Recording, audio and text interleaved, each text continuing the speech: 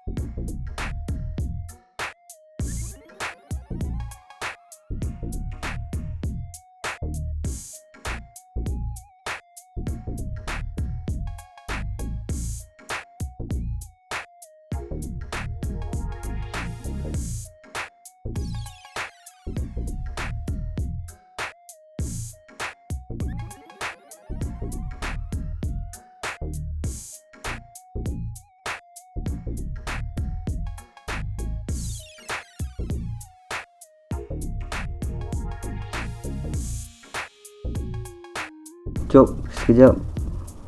Rim tadi tu tak jadi nak pakai sebab nampak macam harem kan. Aku tukar sport rim lain lepas ni. Jom terus layan. Jom lah layan.